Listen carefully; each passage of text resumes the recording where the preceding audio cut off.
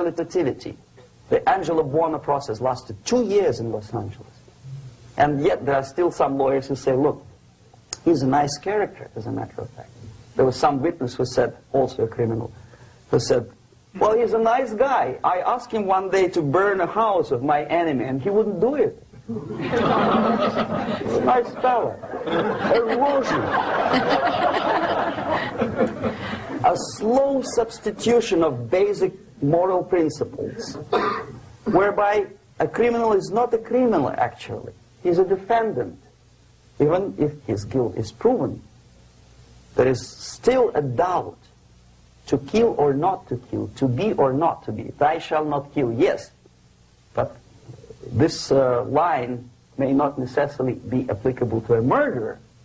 Thou shalt not murder. That should be the presumption, not that thou shalt not kill. Okay, labor relations. At this stage, within 15 to 20 years, we destroy the traditionally established links of bargaining between employer and employee. The classical Marxist-Leninist theory of natural exchange of goods. A person A has 5 sacks of grain and person B has 5 pairs of shoes. And the natural exchange without money is when they bargain between each other. And only with the introduction of the third force, C, an entirely third foreign stranger who says, no, don't give him 5 sacks of grain, give it to me, and you give me your 5 pairs of shoes, and I will distribute it accordingly, so that the economy will go. This is the death of natural exchange, death of natural bargaining. Well, trade unions were established 100 years ago. The objective was to improve working conditions and to protect the rights of workers from those employers who were abusing their right because they had more money. Objectively, at that time, initially, the trade union movement did work. What we see now is that the bargaining process is no longer resulting in the compromise, which is leading objectively to betterment of working conditions and increase of salary. What we see is that after each prolonged strike, the workers lose. Even if they have 10% increase of their salaries, they cannot catch up due to inflation and due to missed time. More than that, millions of people suffer from that strike because economy now is interdependent. It's intertwined like one body. If previously steel workers, say 100 years ago, could strike and nobody would suffer, now it's impossible anymore. If a garbage collector strikes today, the rest of the multi-million city is stinking. I mean, there's no more service. In Quebec, for example, we had the electricians who were on strike in the middle of winter. You can freeze your bottom, and they still were on strike. Did they catch up with the salary? No, they lost. Who benefited? The leaders of trade unions. What is the motivation for strike? Improving of workers' condition? No, obviously it's not. Then what is it? Ideology. To prove to these capitalists. And the obedient horde of workers, like sheep, follow these people. And they cannot disobey. Why? Because if they do, you know what happens to them. Pickets, murders, shooting truck drivers by picketers. In Montreal, for example, I saw with my own eyes when I was correspondent of CBC, International, Canadian Broadcasting Corporation, when the workers of aircraft factory destroyed computers and the equipment in the factory. And the administration employed strike breakers. Their cars were turned upside down and burned. Their houses were burned. Their kids were intimidated. And some victims were there. Of that you can be sure. Why? To improve conditions of workers? No. Ideology. Okay, so this is what happens basically. It may or may not happen without the help of the Soviet Union.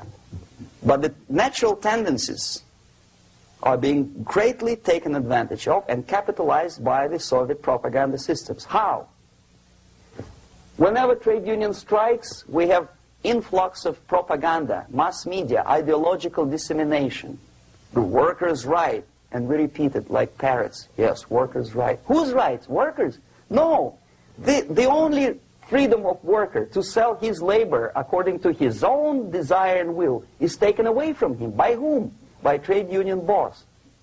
Unlimited power is given. Responsibility. I want to sell my labor not for $2.50 an hour, but for $2. I don't have right. My freedom is denied to me. I know that if I sell my work for $2 an hour, not for $3 an hour, I will compete better with the other guy who is lazy and more greedy. I don't need $3. I need only $2. No, I was made to believe by media, by business, by advertising agencies that I need more and more and more. Have you ever heard any advertising on TV to consume less? No. No way. Whether you need a six-cylinder car or not, you have to buy it. And hurry up. When I was driving here, on the local radio station, an excited announcer said, "You hurry up, rush and save, save, save. There is a pantyhose sale." Save by buying more. See? Of course. It would be too naive to expect that KGB makes that advertising agency to do such a crazy commercial. No, of course not. But what we did when I was working for Novosti Press, we would snow plow editorial offices, student organizations, religious groups with literature of class struggle. If not directly Marxism-Leninism propaganda, then a propaganda of legitimate aspirations of working class, betterment of life, equality. Equality, mind you. President Kennedy once said, we will make America to believe that people are born equal. Are people born equal? Is there any mentioning in the Bible or any other holy scripture in any religion, if you don't believe me, go to the library and check it, there is not a single word about equality. Just the opposite. By your deeds, God will judge you. What you do is important. The merit of your personality. You cannot legislate equality. If you want to be equal, you have to be equal. You have to deserve it. And yet we build our society on the principle of equality. We say people are equal. We know it is false. It's a lie. Some people are tall and stupid. Others are short, bold, and clever.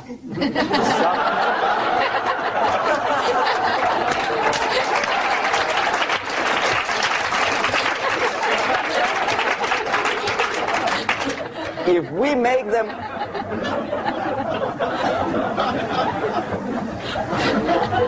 make them equal by force, if we put the principle of equality in the basis of our socio-political structure, it's the same thing as building a house on sand. Sooner or later it will collapse, and that's exactly what happens. And we, as Soviet propaganda makers, are trying to push you in the direction which you go yourself. Equality, yes, equality. People are equal. Land of equal opportunities. Is it true or not? Think about it. Equal opportunities. Should there be equal opportunities?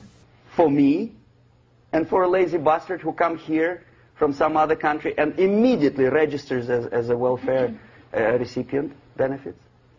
I never received a single dollar. No, sorry, I did receive once. But I never applied for welfare. For the 13 years, I took any job. Security guard, journalist, taxi driver, anything.